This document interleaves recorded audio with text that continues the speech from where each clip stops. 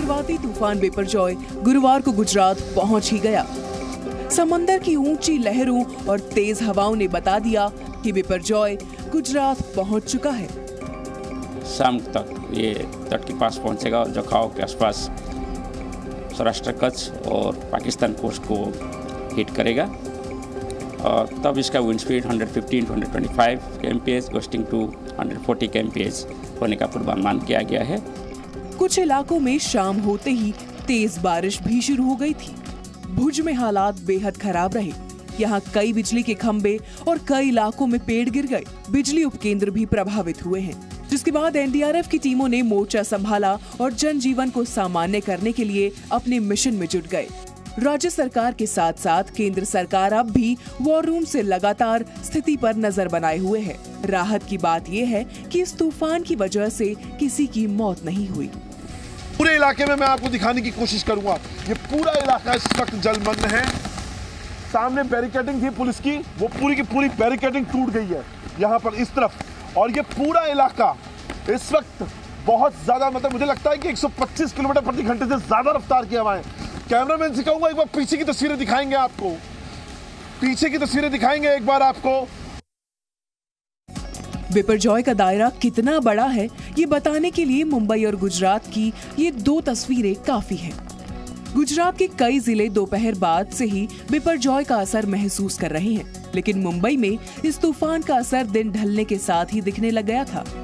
देर शाम gateway of India के पास ऊंची ऊंची लहरें उठने लगी और अचानक ही हवा की रफ्तार भी तेज हो गई।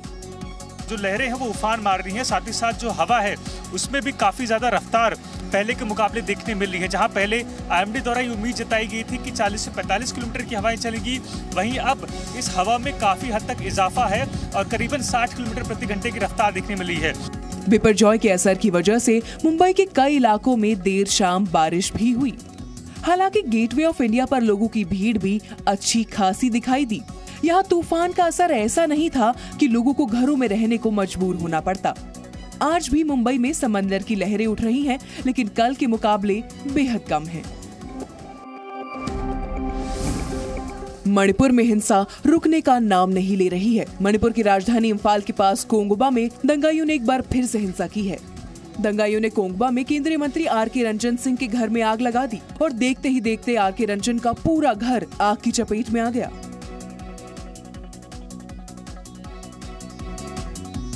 जिस वक्त दंगाइयों ने वारदात को अंजाम दिया, उस वक्त विदेश राज्य मंत्री आर.के. सिंह घर पर नहीं थे। उस वक्त आर.के. सिंह केरल में थे। आर.के. सिंह के मुताबिक दंगाइयों ने उनके घर पर पेट्रोल बम से हमला किया था, जिसकी वजह से उनके घर के ग्राउंड फ्लोर और फर्स्ट फ्लोर में ज्यादा नुकसान हुआ है। आर.के. सिंह ने लोगों से अपील करते हुए कहा कि राज्य में शांति बनाए रखें। जो लोग हिंसा कर रहे हैं वो मानवता के खिलाफ काम कर रहे हैं। इम्फाल में पिछले कुछ दिनों से कर्फ्यू लगा हुआ है। बावजूद इसके मणिपुर के अलग अलग इलाकों में हिंसा हो रही है।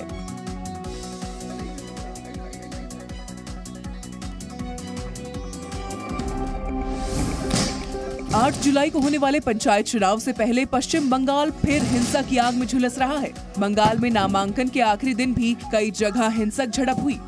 बीरभूम के सेंथिया इलाके में टीएमसी कार्यकर्ताओं ने पुलिस पर पथराव किया, कई वाहन तोड़े गए, बीडीओ दफ्तर के बाहर भी बमबाजी की गई। साउथ 24 परगना में पुलिस ने उपद्रवियों पर हवाई फायरिंग की। इलाके में तनाव को देखते हुए भारी पुलिस बल तैनात कर दिया गया है।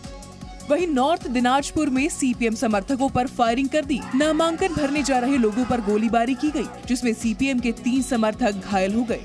पंचायत चुनाव को लेकर हुई हिंसा में 3 लोगों की मौत हो गई है। साउथ 24 परगना में 2 और उत्तर दिनाजपुर में 1 युवक की गोली मारकर हत्या कर दी गई। हिंसा में कई दर्जन लोग घायल भी हुए हैं। वहीं पश्चिम बंगाल के राजभवन ने बयान जारी कर हिंसा में शामिल लोगों पर सख्त कार्रवाई की बात कही है। राज्य में हो रही हिंसा को देखते हुए कलकत्ता हाईकोर्ट ने राज्य के सभी जिलों में केंद्रीय सुरक्षा बलों की तैनाती करने के निर्देश दिए हैं। साथ ही कोर्ट ने राज्य निर्वाचन आयोग को कहा कि 48 घंटे के भीतर आदेश का पालन किया जाए। पश्चिम बंगाल में पंचायत चुनाव को लेकर हो रही हिंसा पर सियासत भी शुरू हो गई है। हुगली में टीएमसी और बीजेपी कार्यकर्ताओं के बीच हिंसक झड़प को लेकर बीजेपी सांसद लॉकेट चटर्जी ने टीएमसी पर हमला बोला तो सीएम ममता बनर्जी ने पलटवार करते हुए विपक्ष पर बंगाल की छवि खराब करने का आरोप लगाया। ममता बनर्जी ने कहा कि उनकी पार्टी ने किसी उपद्रवी को टिकट नहीं दिया। बीजेपी नेता शुभेंदु अधिकारी ने इस हिंसा पर कहा कि बंगाल में लोकतंत्र का जनाजा निकाला जा रहा है। वहीं भंगोड़ इलाके के लोगों ने दावा किया है कि पुलिस भी हिंसा रोकने में नाकाम रही है, जिसकी वजह से इतनी बड़ी वारदात हुई।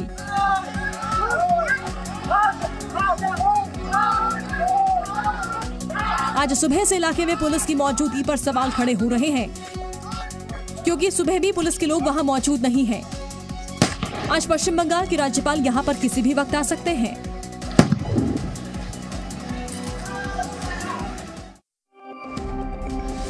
जम्मू कश्मीर के कुपवाड़ा में सुरक्षा बलों और आतंकियों के बीच मुठभेड़ हुई है, जिसमें सुरक्षा बलों ने 5 आतंकियों को मार गिराया है और पूरे इलाके को घेर कर सर्च ऑपरेशन चला रही है। दरअसल ये आतंकी LOC के पास से घुसपैठ की कोशिश कर रहे थे, तभी सुरक्षा बलों ने इन्हें रोकने की कोशिश की। इसी समय आतंकियों ने सुरक्षा बलों पर फायरिंग कर दी, जिसके बाद सुरक्षा बलों और आतंकियों के बीच मुठभेड़ हो गयी, जिसमें सुरक्षा बलों ने 5 आतंकियों को ढेर कर दिया। मारे गए 5 आतंकी विदेशी हैं। इससे पहले 2 जून को राजौरी में भी सुरक्षा बलों और आतंकियों के बीच मुठभेड़ हुई थी, जिसमें सुरक्षा बलों ने 1 आतंकी को मार गिराया था। मई की शुरुआत में भी राजौरी में सुरक्षा बलों और आतंकियों के बीच एनकाउंटर हुआ था। इस दौरान 5 जवान शहीद हो गए थे, जबकि 2 आतंकी मारे गए थे। घाटी में सुरक्षा बल आतंकियों को लेकर जीरो टॉलरेंस की नीति अपना रहे हैं और पिछले कुछ दिनों से घाटी से लेकर सीमा से सटे इलाकों में सर्च ऑपरेशन चला रही है और उनका सफाया कर रही है। लव जिहाद की कथित घटनाओं को लेकर उत्तराखंड के उत्तरकाशी में 18 जून को होने वाली महापंचायत रद्द हो गई है। गुरुवार को प्रस्तावित हिंदू महापंचायत का आयोजन रोकने के लिए राज्य सरकार ने पुरोला में धारा 144 लागू कर दी थी और कार्यक्रम की इजाजत भी नहीं दी थी, जिसके बाद हिंदू महापंचायत को रद्द कर दिया गया था। अब उत्तराखंड के मुख्यमंत्री पुष्कर सिंह धामी की कार्रवाई के आश्वासन के बाद 18 जून को देहरादून में प्रस्तावित मुस्लिम महापंचायत को रद्द कर दिया गया है। पुलिस के मुताबिक कई स्तरों पर हुई बातचीत के बाद और मुख्यमंत्री की कार्रवाई के आश्वासन के बाद सैद्धांतिक रूप से समझौता हुआ, जिसके बाद प्रस्तावित महापंचायत को रद्द कर दिया गया। दरअसल गत 26 मई को एक हिंदू लड़की को दूसरे समुदाय के युवक द्वारा कथित रूप से भगाने का प्रयास सामने आने के बाद से उत्तरकाशी जिले की यमुना घाटी में तनाव समाप्त होने का नाम ही नहीं ले रहा है। तनावपूर्ण स्थिति से निपटने के लिए जिला प्रशासन ने सुरक्षा के दृष्टिगत पुरोला में 3 PAC प्लाटून के 300 जवानों सहित देहरादून से 2 पुलिस क्षेत्राधिकारियों और एक अतिरिक्त पुलिस अधीक्षक की तैनाती की है। इस्लामी तालीम के प्रमुख केंद्र दारुल उलूम ने छात्रों के लिए नया फरमान जारी किया है। इसके तहत कोई भी छात्र दारुल उलूम में शिक्षा ग्रहण करने के दौरान इंग्लिश या कोई दूसरी भाषा नहीं सीखेगा और आदेश न मानने वाले छात्रों को मदरसे से निकाल दिया जाएगा। आप पढ़ने के बाद चाहे इंजीनियर बने, डॉक्टर बने और एडवोकेट बने, जो आपका जी चाहे बने, लेकिन हमारे यहाँ पढ़ते हुए आप जो हम पढ़ाते हैं उसकी तरफ तवज्जो न दे करके कुछ और पढ़ें, दारुल उलूम इसकी इजाजत नहीं देता है। वहीं यूपी सरकार में अल्पसंख्यक कल्याण मंत्री दानिश आजाद ने इस फतवे को तुष्टीकरण की राजनीति बताया है। हमारा बच्चा वो हर एजुकेशन उसको मिलनी चाहिए जो उसका अधिकार है। हम क्यों मुस्लिम समाज के नौजवानों के अधिकार को रोकने का काम करते हैं। ऑल इंडिया मुस्लिम जमात के राष्ट्रीय अध्यक्ष मौलाना शहाबुद्दीन बरेलवी ने भी दारुल उलूम के फतवे पर ऐतराज जताया है। अंग्रेजी, हिंदी और दूसरी जुबानें जानी चाहिए। खालिस अरबी उर्दू के साथ में काम नहीं चलेगा। भीड़ के हंगामे की ये तस्वीरें हिमाचल प्रदेश के चंबा जिले की है, जहां युवक की हत्या के बाद लोगों का गुस्सा 7वें आसमान पर पहुंच गया है और सैकड़ों लोगों की भीड़ ने किहार थाने में घुसने की कोशिश की और पुलिस के खिलाफ प्रदर्शन किया। मामला डलहौजी विधानसभा की भांदल पंचायत का है, जहां युवक की हत्या के बाद उसके शरीर के टुकड़े कर बोरे से बरामद हुए थे, जिसके बाद लोग लगातार प्रदर्शन कर रहे हैं। हत्याकांड के आरोपियों को फांसी की मांग करते हुए भीड़ ने उनके घर में आग लगा दी। आरोपियों को फांसी की मांग करते हुए लोगों ने किहार थाने में घुसने की कोशिश की। पुलिस ने बड़ी मुश्किल से भीड़ को रोका। लोगों के हंगामे के बाद एसपी और उपायुक्त घटनास्थल पर पहुंचे और लोगों को समझाने की कोशिश की। पुलिस ने युवक की हत्या के आरोपियों को गिरफ्तार कर लिया है। सलूणी इलाके में तनाव को देखते हुए धारा 144 लागू की गई है। हिमाचल प्रदेश के मुख्यमंत्री सुखविंदर सिंह सुक्खू ने मामले को सांप्रदायिक रंग देने की अपील की है। सुखविंदर सिंह सुक्खू ने कहा कि हिमाचल प्रदेश एक शांत राज्य है। हमारी सरकार का दायित्व अल्पसंख्यकों को भी सुरक्षा मुहैया करवाना है। उन्होंने कहा कि विपक्ष मामले को राजनीति के लिए इस्तेमाल कर रहा है, जो सरासर गलत है। ललितपुर में एक हिंदू परिवार ने मुस्लिम युवक पर उनकी नाबालिग लड़की से रेप का आरोप लगाया है, वो भी अपहरण करके। इतना ही नहीं, अब आरोप ये भी लगाया जा रहा है कि वो लड़का जबरन धर्म परिवर्तन कर शादी करने का दबाव बना रहा है। इसकी शिकायत लेकर जब परिवार पाली थाने पहुंचा तो उनकी कोई सुनवाई नहीं हुई और न ही लड़की का मेडिकल कराया गया, ऐसा पीड़ित परिवार का आरोप है। अब परिवार ने एसपी से न्याय की गुहार लगाई है। वहीं फिरोजाबाद में एक युवती की शिकायत पर इशुब खान और यूसुफ को मैनपुरी से गिरफ्तार किया गया, जिस पर आरोप है कि वो अमित बनकर युवती के साथ लिव इन में रहा और शादी का झांसा देकर उसका शारीरिक शोषण भी किया। ऐसे में पुलिस ने शिकायत मिलते ही 2 दिन के अंदर आरोपी को गिरफ्तार कर लिया। तो यूसुफ का जो नाम उसको पता चला तो तब महिला आकर के हम लोग के यहाँ रिपोर्ट की। हम लोगों ने इसमें इमीडिएटली बिना समय गंवाए मुकदमा पंजीकृत किया। हमारी टीम लग गई उसके पीछे और हम लोगों ने कल इस अभियुक्त यूसुफ को लगभग 8 बजे के आसपास गिरफ्तार किया है।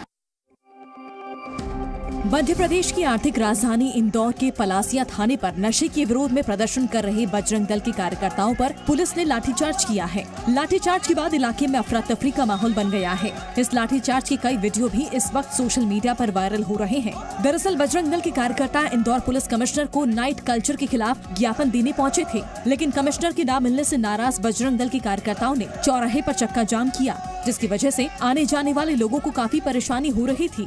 चक्का जाम को खत्म करने के लिए इंदौर पुलिस ने बजरंग दल के कार्यकर्ताओं पर लाठियां भांजी। इस दौरान बजरंग दल के कार्यकर्ताओं के साथ कुछ पुलिसकर्मी भी घायल हुए। वहीं लगभग 3 बसों में भरकर बजरंग दल के कार्यकर्ताओं को गिरफ्तार भी किया गया। पलासिया चौराहे पे आ गए और यहाँ रास्ता में चारों से जो है जाम की स्थिति पैदा हुई और लोग परेशान थे। पुलिस के द्वारा इनको बार बार समझाइश दी गई और समझाने के बावजूद भी वो नहीं मान रहे थे, इसलिए हल्का बल प्रयोग का बताया।